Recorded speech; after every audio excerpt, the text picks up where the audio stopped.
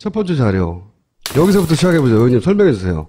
십상시가 이제 2014년 11월 28일 날 세계일보에 보도가 됩니다. 정윤회 문건이라고 그래가지고 이 김영한 업무일지 비망록으로 이제 하시는데, 비망록이라는 건 잊지 말자라는 의미로 뭐 돌아가시기 전에 이렇게 정리해 놓은 거라는 의미인데, 비망록이 아니고 이것은 김영한 고 민정수석이 민정수석 당시에 매일매일의 회의, 그거는 이제 비서실장과 함께 했던 회의 또는 휘하의 비서관들과 함께 했던 회의의 내용들을 그대로 꼼꼼하게 매일같이 적어 놓은 겁니다. 그러니까 아까 김보혁 기자님 지적대로 업무일지로 부르는 게 가장 좋겠다. 오케이. 이런 얘기. 왜냐하면 업무일지가 돼야지 형사소송법 314조, 315조에 의해서 당연히 증거 능력이 있는 문서가 되는 겁니다. 2014년 11월 24일 날 세계일보가 맛배기로 28일 날 정윤회 문건을 까기 나흘 전에 24일 날 정윤회의 수억 수수 의혹을 보도합니다. 네. 아직 정윤회 문건이 채 까지지도 않았는데 지레짐작으로 당연히 알고 있었기 때문에 청와대 민정수석실에 김영한 민정수석을 필두로 하는 진상조사가 실시된 겁니다. 이 보시죠. 문건 제시, 일종의 세계일보에 알아봤다는 얘기죠. 정체불명의 문건이다. 더 이상의 사항은 확인해 드릴 수 없다. 일종의 세계일보의 반응 같고요. 김덕준이라는 사람이 바로 그 정윤회 문건이 나오는, 아직 정윤회 문건은 까지지 않았다고 제가 말씀드렸습니다. 그런데 미리 알아본 거죠. 김덕준이라는 사람이 정윤회한테 인사와 관련해서, 고위직 고위공무원 인사와 관련해서 만나서 로비를 하는데 수억 원을 로비해야 된다라는 그 김덕준입니다. 그 다음에 청와대 십상시의 이름, 장경상, 이창근, 예. 정성철, 이춘호, 안봉근, 정호성, 이재만, 음종환, 신동철, 김충식, 오늘 처음으로 실명이 이 업무일지에 의해서 확인이 되는 겁니다. 청와대는 이렇게 십상시를 파악을 한 겁니다. 그 정윤회 문건 속의 이름들로요. 11월 24일 날 세계일보가 아까 말씀드렸듯이 정윤회 수억 수수 보도를 하고, 아까 청와대가 민정수석실이 아직 까지지도 않은 정윤회 문건인데 그 십상시 이름을 확인해서 쓰고요. 그런데 중요한 것은 11월 24일 이전에는 김기춘 비서실장은 김영한 민정수석을 포함해서 수석들과 매일같이 회의를 해가지고 김영한 수석의 비망록 업무일지에 매일같이 등장을 합니다. 저기 장은 누굽니까? 네, 장은 김기춘 비서실장으로 추정이 됩니다. 이 전체 형태로 봐서는 김기춘 비서실장입니다. 근데 매일같이 11월 23일, 22일, 21일, 20일 매일같이 등장해서 이 비망록에 등장을 하는데, 문제되는 11월 24일 그 정윤회 수억 수수 보도 당일은 쉽니다. 나타나지 않습니다. 김기춘 비서실장이. 그러고 나서 28일 날 말 그대로 정윤회 문건이 까여집니다. 근데 그날도 역시 김기춘 비서실장은 나타나지 않습니다. 업무일지에는. 그런데 이게 11월 29일자 김기춘 비서실장으로 표현되는, 추정되는 저 장이 하는 말씀이 이렇게 하는 겁니다. 공은 쉬 잊혀지고 관은 오래 남는다. 공인의 관은 특히 오래 남는다. 눈이 쏟아질 때는 빗자루로 쓸 수도 없다. 이게 뭔 얘기죠, 이게? 저도 모르겠습니다. 네. 정상적이라면 이 정윤회 문건이 24일 날 맛배기가 있었고 28일 날 까여졌으니까 김기춘 비서실장은 난리가 났어야 되는 겁니다. 네. 난리가 나가지고 김영한 민정수석 당시 민정비서관은 여러분들 알다시피 우병우입니다. 불러가지고 난리를 치고 검찰에 알아봐라, 뭐에 알아봐라, 국정원에 알아봐라, 뭐, 그리고 이것은 뭐 가짜니까 뭐 어떻게 하라, 저렇게 하라. 난리를 쳐야 되는데 저렇게 선문답 같은, 도사 같은 얘기를 하고 있습니다. 정작 24일과 28일은 나타나지가 않고요. 김기춘의 주장은 저런 게 자기 워딩이 아니라 김영환의 주관적인 느낌을 남긴 거다라고 얘기하잖아요. 청문회 와서 그렇게 얘기했죠. 예. 김기춘이 이제 피의자로 와서 그런 말을 하면 판사가 보통 그걸 받아들입니까? 그러니까 제가 아까 이건 비망록이 아니고 업무일지다. 형사소송법 314조 15조에 의해서 당연히 증거 능력 있는 서류다. 설사 김영한 수석이 돌아가셨다 하더라도 더 이상 따져볼 것이 없이 특별히 신빙할 수 있는 상태의 문서다. 증거 채택된다는 얘기네요, 그러면. 그러니까 대통령이 한 말을 적을 때는 대통령령에 한자로 령을 쓰고요. 령. 비서실장인 김기춘 비서실장의 말은 장을 썼고요. 그리고 나머지 것은 김영한 민정수석이 민정수석으로서 저도 뭐 민정비서관을 노무현 대통령이 모시고 한 사람입니다. 민정비서관, 공직기강 비서관, 뭐 법무비서관 등의 비서관 회의에 대해서는 아무런 표시 없이 그냥 자기 의견은 자기 지시사항을 적습니다. 일관되게. 예, 그러한 형식이 아주 일관되게 나와 있기 때문에 이것은 뭐 판사 앞에 가져가면 빼도 박도 못하는 것이다 이런 말씀드립니다. 그리고 자 6일 날 김영한 민정수석은 재직 기간이 길지 않습니다. 나름대로 이 비망록 업무일지를 보면 굉장히 자기 일에 충실했던 것으로 보여집니다. 그렇다고 제가 찬양하거나 칭송하는 건 아닙니다. 이 양반은 TK 출신의 전형적인 보수 검사 출신의 민정수석입니다. 그 이상도 이하도 아닙니다. 다만 인간으로서의 고뇌가 있었다는 측면, 이분이 결국은 위로는 검찰 정말 엘리트 출신의 김기춘 비서실장과 아래로는 진짜 엘리트 출신의 우빙우 민정비서관의 가운데 샌드위치 껴가지고 철저하게 배제당하고 사실상 왕따당하는 속에서 난데없이 국회에서 운영위원회 열 테니까 네가 대신 나가서 얘기해라. 김영한 입장에서 나 아는 것이 없는데 이럴 때는 나가서 몸바지하라고 하니까 돌아버린 겁니다. 그래서 사표를 내고 나와가지고 매일같이 어머님의 증언에 의하면 엄청난 양의 술을 마셔가지고 급성간암으로 50대 후반에 돌아가신 겁니다. 그런데 이 12월 6일자 토요일 날 김영한 민정수석의 이 업무 일지의 내용 보면 이건 본인의 지시나 생각을 담은 것 같습니다. 여론은 국정 개입의 진실을 밝혀야 한다는 취지라고 분명하게 적고 있습니다. 일종의 보수적인 검사 출신의 민정수석으로서 자기 일에 충실하고 박근혜 정권에 철저하게 충성하면서도 한편으로는 정윤회라는 비선 실세 국정농단의 의혹이 밝혀지니까 시중 여론은 국정 개입의 진실을 밝혀야 된다라는 그러한 자기 고뇌를 담은 거 아니냐라는 그런 말씀입니다. 여기는 장이 없네요. 그러니까 장이 없습니다. 이게 이제 본인의 생각을 담은 거다 말하자면. 그렇게 보여집니다. 네. 자, 그리고 그 다음 날. 자, 정윤회 문건이 뭐냐 하면 결국은 십상시 이 정윤회를 중심으로 하는 문고리 3인방과 십상시들이 권력을 호가호위하는데 김기춘 비서실장이 임용돼가지고 실장이 된 지가 얼마 안 되는데도 불구하고 2014년 초에 김기춘을 교체해서 잘라버려야 되겠다 이런 내용을 담고 있는 내용입니다. 그러면 당사자인 김기춘 비서실장이 그런 내용을 알게 됐습니다. 그래가지고 조홍천 의원 당시 공직기강 비서관의 최근의 증언에 의하면 김기춘 비서실장이 시켜가지고 지시해가지고 이러한 국정농단의 흔적이 있으니까 자기를 이렇게 교체하려고 하는 비선 실세들이 하는 어떤 의혹이 있으니까 조사를 해보라고 그래가지고 조홍천 비서관의 지시를 받은 박관천 경정이 여러 사람을 만나가지고 보고서를 낸 거죠. 보고서를 낸 거다. 그것이 네. 정윤의 문건이라는 겁니다. 그러면 김기춘 입장에서는 비서실장인데 그 새파란 소위 얼라들이 아이들이 자기를 뭐 자른다 만다 이렇게 얘기하는 거 아니겠습니까? 그러면 당연히 인간으로서 이것들이 어디 건방지게 나를 잘러 조사를 시키고 거기에 화를 내야 되고 엄중하게 대처하는 것이 상식 아니겠습니까? 그런 취지로 동아일보가 김기춘 교체서를 김기춘이 확인하고 그 직접 알아봐라고 지시했다라는 동아일보 보도, 이날짜 보도에 대해서 김기춘 비서실장이 김영한 민정수석에 한 얘기는 사실 무근이고 나는 사사로운 일에 지시 등을 하지 않아. 이렇게 반응을 했다는 겁니다. 고소해. 여기서 뭐가 나타납니까? 실제로 네. 김기춘 비서실장보다 문고리 3인방 비선 실세가 훨씬 높은 힘의 관계에 있었다라는 것이 그대로 단적으로 보도되고 자기가 시켜놓고 보도가 되니까 수석회의에서 나가 안 시켰다고 뻥을 까는 거네요. 그렇게 봐야 그렇게 표현하시는군요. 네. 자, 다음 넘어가 보겠습니다.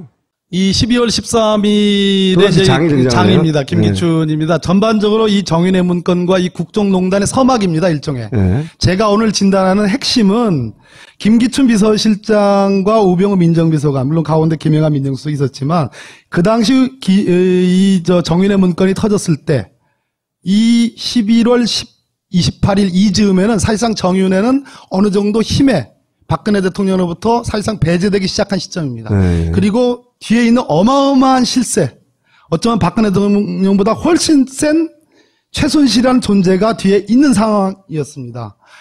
그런데 그때 만약 정윤회 문건에 대해서 제대로 검찰이 수사했다라면 정윤회라는 비선 실세를 밝혀냈을 뿐더러 더 나가서 그보다 훨씬 더 센 실세인 최순실을 밝혀낼 수 있는 가능성이 높았고 만약 그때 그 부분에 대한 수사를 제대로 했더라면 오늘날 미르나 K스포츠재단과 같은 이러한 국기문란의 국정농단의 사태는 없었을 거다라는 겁니다. 그런데 이 12월 13일자 김기춘 비서실장의 정윤회 문건에 대한 평가입니다. 판단입니다. 이게 무슨 이권 개입이나 부정부패 사례가 아니다. 안보 관련 비밀 유출 사례도 아니다. 기강 회의이긴 하나 개인 일탈적 성격에 불과하다. 온 나라가 들끓을 사안이 아니다. 황색지, 여긴 세계일보를 얘기합니다. 황색지 작태에 지나치게 반응하는 것이다. 이렇게 철저하게 어마어마한 국정농단의 서막이 열린 건데 철저하게 이 사태의 본질을 의미 축소를 하는 거로 뭉개고 갈 수 있다. 뭉개고 갈 수 있다는 얘기입니다. 최순실을 보호해준 건 이제 말하자면 김유춘이었던 거죠. 결국은 제가 오늘 드리고 싶은 말씀은 정윤회 씨는 2014년 3월까지는 적어도 박근혜 대통령을 중심으로 하고 좌우로 이 부부가 좌우로 공동의 권력자들이었습니다. 그런데 3월에 어떤 일이 벌어지냐면 소위 시사저널에 박지만 미행설이 보도가 됩니다. 이걸 가지고 청와대 본관이라면 대통령을 의미합니다. 청와대 본관에서 난리가 났다는 겁니다. 실제로 이 업무 일지에 보면 대통령이 여기에 대해서 굉장히 대노했다라는 그런 그 기재 내용이 나옵니다. 무슨 얘기냐면 그때부터 이제 정윤회는 맛이 가기 시작합니다. 그리고 정윤회와 최순실의 이혼 조정 절차가 법원에서 시작이 돼가지고 그로부터 한 2, 3개월 뒤에 완전하게 이혼을 하게 됩니다.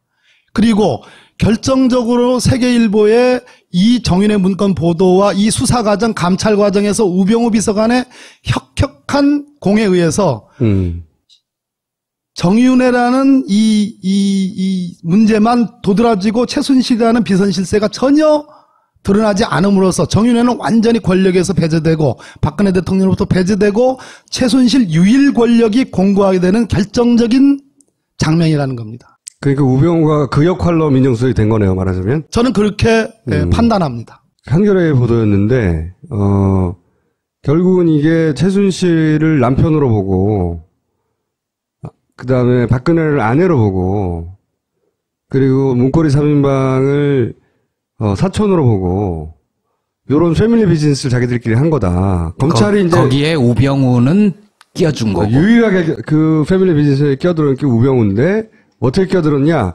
이때 이제 이 문건 사건을 무난하게 마무리해서, 그러니까 이거 문건 유출 사건을 만들고, 그 다음에 그 중간에 낀 사람들을 다 쳐내고 하는 그런 일들을 우병우가 매끈하게 해내서 이제 그 안에 들어갔다는 거죠. 그런 의혹이 충분히 가능합니다. 우병우가 민정비서관이 된 게 이제 2014년 5월 초입니다. 아까 제가 3월달 시사저널 미행 보도가 나와서 정윤회가 맛이 가기 시작했다고 그랬잖아요. 그러고 난 다음에 실제로 이 정윤회 문건이 생산된 시점은 2014년 1월입니다. 이미 그 당시에 기사에 의하면 최순실과 안봉근은 이러한 문건들이 만들어졌다라는 것을 알았다라는 그런 보도가 있습니다. 그걸 알고서 이 문건을 생산한 민정수석실의 박관철을 비롯한 13명의 민정수석실에 파견 나와 있는 경찰관들을 다 자르라는 지시를 했다라는 보도가 나옵니다. 상당히 사실에 근접합니다.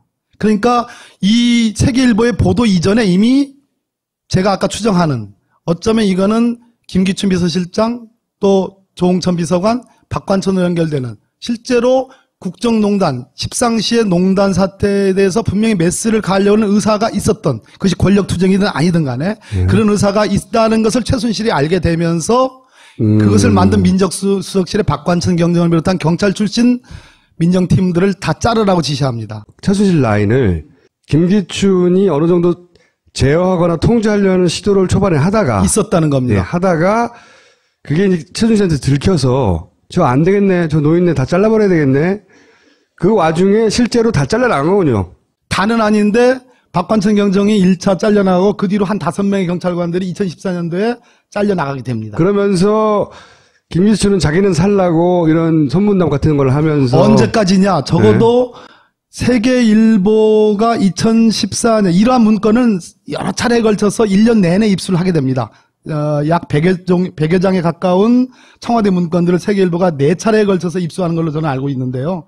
최종적으로 아까 2014년 11월 28일 날 정윤회 문건이 보도됩니다. 아마도 그 시점까지는 김기춘 비서실장은 끊임없이 최순실이든 십상시든 이 비선 권력에 대한 견제, 권력 투쟁적 측면의 견제를 하여진 것으로 저는 그렇게 판단하고 있습니다. 그러나 최종적으로 가서는 결과적으로 이 문건 유출건을 수사하면서 최순실 권력이 공고화되고 거기에 백기투항하는 거 아니냐. 그런데 그 과정에서 그런 시사저널 보도가 있었고 우병우가 5월 달에 들어갑니다. 그러고 나서 아까 11월 24일과 28일 날 세계일보에 보도가 됐다고 그랬잖아요. 그러면 우병우는 민정비서관으로서 특감반이라고 있습니다. 청와대. 이 민정비서관실에 들어가 있는 특감반이 가장 저도 뭐 민정비서관 2비서관을 했습니다. 근데 청와대에서 민정비서관실에 있는 특감반 거기에 있는 요원들은 수십 명에 해당합니다. 한남동에 사무실 있는. 별도 사무실이 이번에 검찰에서 압수수색을 네. 처음으로 받았던 곳입니다. 네. 이 특감반 요원들은 정말 모든 기관에 검찰을 포함해서 국세청 국정원 포함해서 최고 요원들만 파견되어 있는 것입니다. 이 특감반을 지휘를 합니다. 우병우 비서관이. 이 정윤회 문건에 대해서. 그런데 여기서 만들어낸 것이 뭐냐. 7인회라는 가짜 조직을 만들어냅니다. 민경욱 청와대 대변인이 2014년 12월 11일 날 이러한 문건을 만들고 유출한 데는 7인회라는 조직이 작용을 했다라는 그러한 브리핑을 합니다. 그러니까 조홍천 비서관, 박관천 경정, 다른 행정관 등등 또 언론인도 포함하고요. 자기들끼리 조직을 만들어서 빼돌렸다 이거죠. 네, 그런 식으로 덤태기를 세우는 거죠. 책임을 전가하는 7인회 브리핑을 하고 이것에 대한 얘기들을 수차례 청와대에서 얘기를 합니다. 그렇게 되다 보니까 검찰의 수사 방향이 십상시 문고리 권력 정윤회라는 비선실세 쪽에 수사로 모아지는 게 아니라 유출한 사람들. 유출과 이것을 권력투쟁적 관점으로 수사 방향이 틀어지면서 조홍천, 박관천 쪽으로만 수사가 주로 팔알이 이루어지게 되는 거기에 한경희와 최경희가 가담한 것이다. 그런데 아시다시피 한경희는 가장 중요한 대목입니다. 최경희는 돌아가셨으니까요. 최경희의 유서에는 분명하게 청와대 민정비서관실, 당연히 민정비서관은 우병우입니다. 청와대 민정비서관실에 회유가 있었다는 취지의 유서를 남겼죠. 네. 또 한경희는 어떻게 얘기했습니까? 최근에 모 신문과의 인터뷰에 의하면 딱 두 가지입니다. 청와대 민정비서관실에서 자기가 복사해서 최경희에게 넘겨준 것처럼 하면 그것이 이제 청와대 민정비서관실의 피모 행정관이 그렇게 자기를 회유했다는 겁니다. 그렇게 하면 불기소 해줄 수도 있다라는 것을 최경희 유서와 똑같은 내용을 했고요. 두 번째는 중요한 얘기입니다. 자기가 갖고 있던 휴대폰을 검찰의 압수수색을 받았는데 네. 그 휴대폰 내용 중에 최순실이 박근혜 대통령의 사적인 여러 가지 봉사를 하고 있는데 그와 관련해서 최순실이 승마협회를 통해서 갑질을 하고 있다라는 내용의 자료가 자기 휴대폰 자료에 있었다는 겁니다. 그럼 검찰이 그것을 입수를 했습니다. 그 당시에. 근데 놀라운 것은 그러한 내용을 자기를 회유했던 청와대 민정비서관실의 피모 행정관도 그것을 알고 있다더라. 그러면 검찰과 청와대 민정비서관실 우병우 팀은 짬짬이를 했다라는 추론이 가능한 거죠. 최순실도 미리 알았고 당연히. 그렇게 추론이 됩니다. 네. 그러면 검찰이 지금 이렇게 얘기합니다. 한일경위의 USB에서 한경희가 훔쳐서 복사해서 최경희에게 넘겨줬고 최경희가 세계일보 조 기자에게 넘겨준 것이 USB에 나왔다라고 검찰은 그렇게 주장합니다. 그래서 우리는 수사할 만큼 했다. 이렇게 주장합니다. 그런데 정작 대답을 못하고 있는 건 바로 이 부분. 최순실이 승마협회를 통해서 갑질을 하고 있다라는 자료가 그 한경희의 휴대폰에 있었는데 그걸 압수한 검찰이 그 부분에 대해서 수사하지 않았다. 혹은 수사했다. 그 부분에 대한 해명이 없습니다. 그러니까 내용이 중요한데 유출 경위만 조사하고 말았다. 그렇습니다. 그 말씀이시죠? 당연히 알고 있었기 때문에 청와대 민정수석실에 김영한 민정수석을 필두로 하는 진상조사가 실시된 겁니다. 이 보시죠. 문건 제시 일종의 세계일보에 알아봤다는 얘기죠. 정체불명의 문건이다. 더 이상의 사항은 확인해 드릴 수 없다. 일종의 세계일보의 반응 같고요. 김덕준이라는 사람이 바로 그 정윤회 문건이 나오는, 아직 정윤회 문건은 까지지 않았다고 제가 말씀드렸습니다. 그런데 미리 알아본 거죠. 김덕준이라는 사람이 정윤회한테 인사와 관련해서 고위직 고위공무원 인사와 관련해서 만나서 로비를 하는데 수억 원을 로비해야 된다라는 그 김덕준입니다. 그 다음에 청와대 십상시의 이름 장경상, 정성철, 이창근, 저쪽, 예. 정성철, 이춘호, 안봉근, 정호성, 이재만, 음종환, 신동철, 김충식 오늘 처음으로 실명이 이 업무 일지에 의해서 확인이 되는 겁니다. 청와대는 이렇게 십상시를 파악을 한 겁니다. 그 정윤의 문건 속의 이름들로요. 11월 24일 날 세계일보가 아까 말씀드렸듯이 정윤의 수억 수수 보도를 하고 아까 청와대가 민정수석실이 아직까지 네요, 그러면. 그러니까 대통령이 한 말을 적을 때는 대통령령에 한자로 령을 쓰고요. 령. 비서실장인 김기춘 비서실장의 말은 장을 썼고요. 그리고 나머지 것은 김영하 민정수석이 민정수석으로서 저도 뭐 민정비서관을 노무현 대통령이 모시고 한 사람입니다. 민정비서관, 공직기강 비서관, 뭐 법무비서관 등의 비서관 회의에 대해서는 아무런 표시 없이 그냥 자기 의견은 자기 지시사항을 적습니다. 일관되게. 예, 그러한 형식이 아주 일관되게 나와 있기 때문에 이것은 뭐 판사 앞에 가져가면 빼도 박도 못하는 것이다 이런 말씀드립니다. 그리고 자 6일 날 김영하 민정수석은 재직 기간이 길지 않습니다. 나름대로 이 비망록 업무일지를 보면 굉장히 자기 일에 충실했던 것으로 보여집니다. 그렇다고 제가 찬양하거나 칭송하는 건 아닙니다. 이 양반은 TK 출신의 전형적인 보수 검사 출신의 민정수석입니다. 그 이상도 이하도 아닙니다. 다만 인간으로서의 고뇌가 있었다는 측면, 이분이 결국은 위로는 검찰 정말 엘리트 출신의 김기춘 비서실장과 아래로는 진짜 첫 번째 자료 여기서부터 시작해보죠. 의원님 설명해 주세요.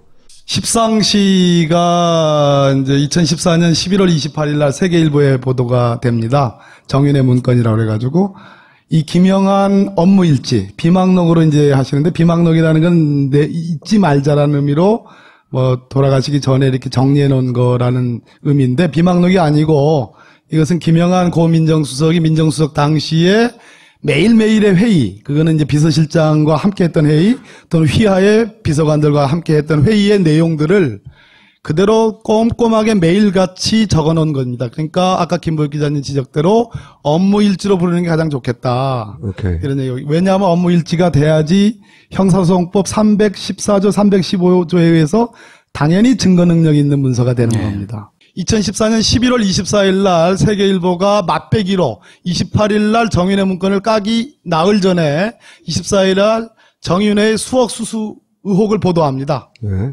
아직 정윤의 문건이 채 까지지도 않았는데 지레짐작이지도 않은 정윤의 문건인데 그 십상시 이름을 확인해서 쓰고요. 그런데 중요한 것은 11월 24일 이전에는 김기춘 비서실장은 김영하 민정수석을 포함해서 수석들과 매일같이 회의를 해가지고 김영한 수석의 비망록 업무일지에 매일같이 등장을 합니다. 저기 장은 누굽니까? 네, 장은 김기춘 비서실장으로 추정이 됩니다. 이 전체 형태로 봐서는 김기춘 비서실장입니다. 근데 매일같이 11월 23일, 22일, 21일, 20일 매일같이 등장해서 이 비망록에 등장을 하는데 문제되는 11월 24일 그 정윤의 수억 수수 보도 당일은 쉽니다. 나타나지 않습니다. 김기춘 비서실장이. 그러고 나서 28일 날 말 그대로 정윤의 문건이 까여집니다. 근데 그날도 역시 김기춘 비서실장은 나타나지 않습니다. 업무일지에는. 그런데 이게 11월 29일자 김기춘 비서실장으로 표현되는, 추정되는 저 장이 하는 말씀이 이렇게 하는 겁니다. 공은 쉬 잊혀지고 관은 오래 남는다. 공인의 관은 특히 오래 남는다. 눈이 쏟아질 때는 빗자루로 쓸 수도 없다. 이게 뭔 얘기죠, 이게? 저도 모르겠습니다. 네. 정상적이라면 이 정윤의 문건이 24일 날 맛배기가 있었고 28일 날 까여졌으니까 김기춘 비서실장은 난리가 났어야 되는 겁니다. 네. 난리가 나가지고 김영하 민정수석 당시 민정비서관은 여러분들 알다시피 우병우입니다. 불러가지고 난리를 치고 검찰에 알아봐라, 뭐에 알아봐라, 국정원에 알아봐라, 뭐 그리고 이것은 뭐 가짜니까 뭐 어떻게 하라, 저렇게 하라 난리를 쳐야 되는데 저렇게 선문답 같은 도사 같은 얘기를 하고 있습니다. 정작 24일과 28일은 나타나지가 않고요. 김기춘의 주장은 저런 게 자기 워딩이 아니라 김영환의 주관적인 느낌을 남긴 거다라고 얘기하잖아요. 청문회 와서 그렇게 얘기했죠. 예. 김기춘이 이제 피의자로 와서 그런 말을 하면 판사가 보통 그걸 받아들입니까? 그러니까 제가 정도면- 아까 이건 네. 비망록이 아니고 업무일지다. 형사소송법 네. 314조 15조에 의해서 당연히 증거 능력 있는 서류다. 설사 김영한 수석이 돌아가셨다 하더라도 더 이상 따져볼 것이 없이 특별히 신빙할 수 있는 상태의 문서다. 증거 채택된다는 얘기.